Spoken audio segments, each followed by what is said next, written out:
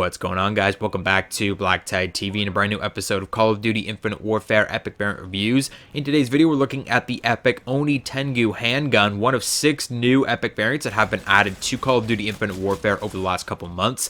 I've made this pretty clear in a few other videos this week, one of which I really went in depth, which I will leave in the description down below and the cards in the top right corner if you're interested, of how we haven't had new epic variants added to the prototype lab. These 6 new epic variants that we have access to, 2 of which are mission team variants, and the other 4 are supply drop exclusive Quartermaster Collection variants. So the ONI TENGU is a mission team variant, luckily, and you can unlock it pretty easily by going through the Blood Anvil mission team.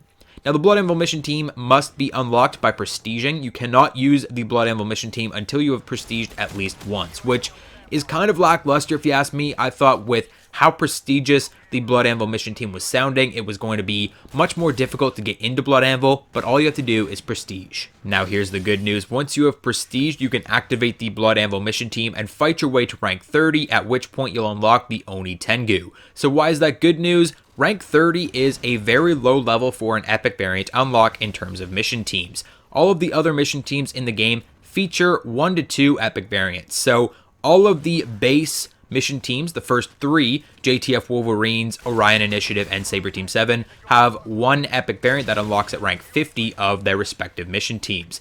Wraith has 2 epic variants, 1 unlocking at rank 40 and 1 at rank 50 respectively, and Blood Anvil, for whatever reason, breaks the mold entirely with 2 epic variants, 1 unlocking at rank 30, the ONI TENGU, and 1 unlocking at rank 50, the Karma 45 Deimos. So you don't have to rank all the way up to rank 40 if you do want to get the ONI TENGU. It's not as difficult to get the ONI TENGU as it would be to rank up to rank 40 or 50 of any of the other mission teams. And that being said, the mission team missions for Blood Anvil are very, very difficult. They're much more difficult than any other mission team, and you will be progressing through the missions at a slower pace because you won't be completing as many, you won't be getting as many gold medals when you're doing Blood Anvil missions, and that's going to cause you to fall behind a little bit, and you will have to dedicate a large portion of your time to the Blood Anvil mission team if you plan to unlock any of these epic variants.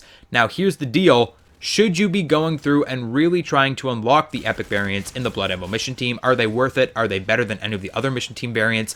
I can't suggest that you can purchase these with salvage or keys or hope for them in supply drops, because really the only thing that you need to do to unlock these is spend time playing the game. And now the question is, should you spend that time? For the ONI TENGU, I would say no. Before you get all crazy on me in the comment section, let me make this extremely, extremely clear. Although I would not recommend you spend all the time in the world just trying to unlock the ONI TENGU, I do not dislike this variant. In fact, I rather enjoy this variant. I think it's one of the better ONI variants, if not the best ONI variant in the entire game.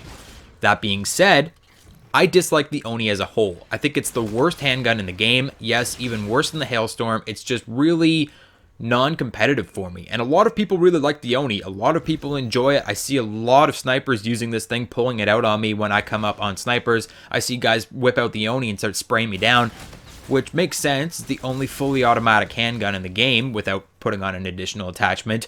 But I find that the ONI is just a terrible weapon in general, and that's why I don't like this variant, and I wouldn't recommend that you go ahead and try to unlock this variant. Now, if you really enjoy the ONI, you might really enjoy this variant, and like I said, this is my favorite ONI variant in the entire game, despite my distaste for the ONI itself. So this variant is very special in that it completely changes the way the ONI works. So the ONI, if you didn't know, fires very slowly for the first 4 shots. So it fires very slowly, and then as you hold down the trigger of this fully automatic handgun, the speed ramps up, and then it's firing extremely fast with a lot of really high recoil that's very hard to control, and the thing is spraying out bullets like you have no idea. And that makes tracking the actual fire rate of this weapon, of the ONI TENGU, of any variant, very difficult because the fire rate actually changes as you hold down the trigger.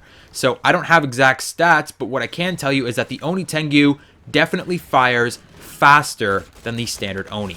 The standard ONI fires pretty quickly when it gets up to its full capacity, its full speed.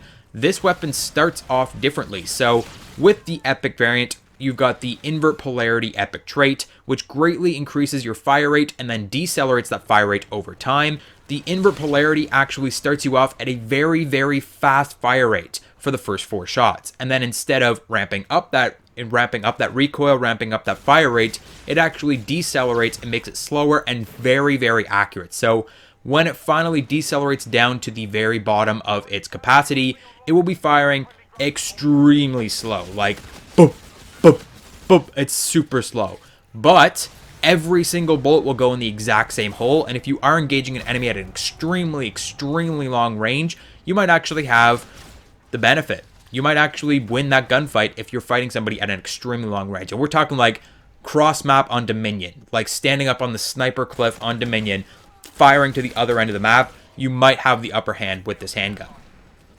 But what I would say for this handgun is to stick to the very, very, very close quarters. Like I said, you start off with a 4-shot burst that fires very quickly before it really rapidly decelerates. My advice to you, if you're going to use this variant, is to actually spend the time firing this weapon in bursts. I consider this weapon a 4-round burst when I'm in close quarters, and I try to stay to close quarters as much as I possibly can because that's where this weapon competes. The ONI is a 4-shot kill, and surprise, surprise, you have 4 shots that fire extremely quickly off the top with this gun.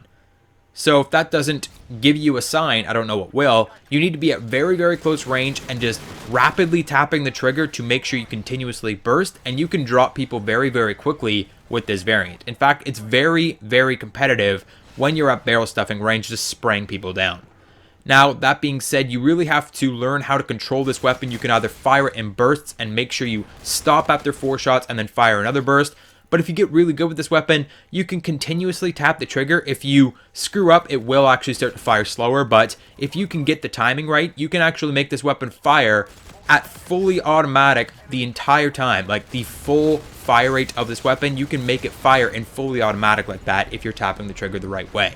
So this weapon takes a lot of skill to figure out. Once you figure out how you want to use this weapon, it is very competitive, and it's probably the best ONI variant in the game. That being said, it's still a bit of a mindfuck, and that's why I don't like using it. I like to use weapons that I can consistently feel good about, that I can use a weapon and just be like, yep, this is what I want to do, this is what I'm doing, and I don't have to think about how I'm using the weapon. So that is why I would not recommend the ONI Tengu, but you guys might like it. Definitely try it out. Let me know what you think about it in the comment section down below. Hit the like button, subscribe, and I'll catch you guys on the next video.